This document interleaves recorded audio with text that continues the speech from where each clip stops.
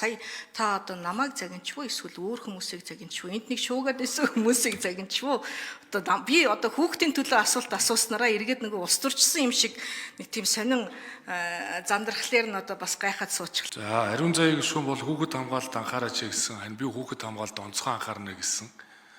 Тэгэхээр таныг загнана гэж юу бах вэ? Харин та бүхэн санал нэг байна. Зүгээр ер нь чуулганы хуралдаан дээр сая чи одоо ингээд тэр хариулт нь хариулахгүйгээд ингээд түрүүн бас мөксөйл гишүүн ярьж байхад ингээд их хурлын гишүүд анхаарахгүй болохоор хин хиндээ их төвөгтэй байна л да. Тийм учраас би саналаа хэлээд байна. Ялангуяа сая одоо жишээ нь Абубакр сайд бол өөрийнхөө хийж байсан ажиллаараа гүйцэтгэлийнхаа талаар мэдээллийг өгмөр байдаг. Гэтэл одоо хариулж болохгүй гэдэг ингээд болохоор их нөхцөл байдал өнөөдөр нөгөө гүйцэтгэл хилцэхэд их төвөгтэй шүү дээ. Гэтэл 4 сарын 1 маргааш болчиход байдаг. Тэгэхээр уг нь хариуцж исэн сайд нар энэ гүйцэтгэлээ өөрсдөө хариулаад явмаар.